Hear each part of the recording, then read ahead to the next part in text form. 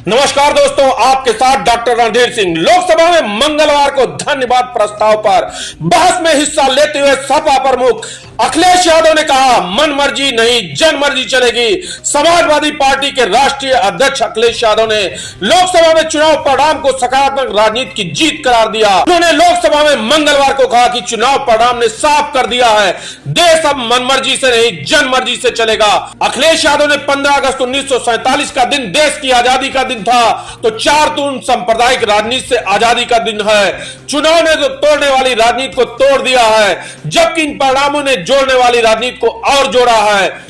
18वीं लोकसभा में अपने भाषण में अखिलेश यादव ने हर मुद्दे पर अपनी बात रखी। में अनुमति दी है, उन्हें सभा पटल पर रखने के इच्छुक हैं। वे 20 मिनट के अंदर अपने पाठ को व्यक्तिगत रूप से सभा पटल पर रख सकते हैं। आइटम नंबर 18, राष्ट्रपति के अभिभाषण पर धन्यवाद प्रस्ताव श्री अखिलेश यादव जी।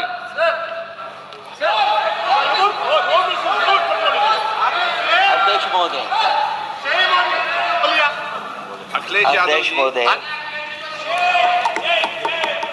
अध्यक्ष महोदय,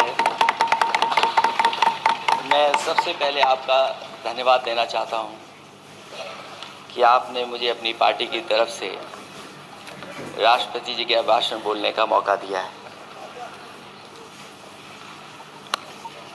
अध्यक्ष जी, सत्ता पक्ष और विपक्ष दोनों लगातार अपनी बात रख रहे हैं। मैं सबसे पहले अध्यक्ष जी आपको और आपके साथ साथ सभी चुने हुए सांसदों को मैं बधाई और शुभकामनाएं देना चाहता हूं। साथ ही साथ मैं सबसे पहले देश के उन सभी समझदार और ईमानदार मतदाताओं को धन्यवाद जिन्होंने लोकतंत्र को एक तंत्र बनाने से रोका।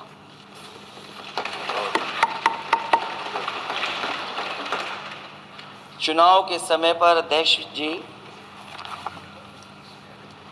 ऐसा कहा गया कि 400 पार।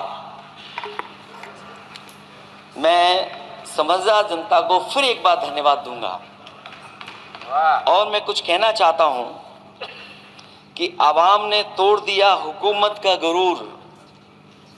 दरबार तो लगा है पड़ा गमगीन में बेनूर है पर। अध्यक्ष महोदय, दरबार तो लगा है पर बड़ा गमगीन बेनूर है। और पहली बार ऐसा लग रहा है हारी हुई सरकार विराजमान है। जनता कह रही है चलने वाली नहीं सरकार। अध्यक्ष महोदय, जनता कह रही है चलने वाली नहीं, ये गिरने वाली सरकार है। और क्योंकि ऊपर से जुड़ा कोई तार नहीं, नीचे कोई आधार नहीं, अधर में जो है अटकी हुई वो तो कोई सरकार नहीं।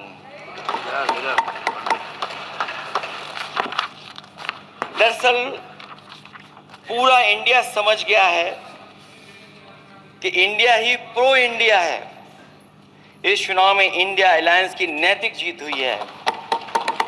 ये पीडीए इंडिया की सकारात्मक राजनीति, पॉलिटिक्स जो पॉजिटिव है, पॉजिटिव पॉलिटिक्स की जीत हुई है। ये इंडिया पीडीए की सोशल जस्टिस मुहिम की विक्ट्री है।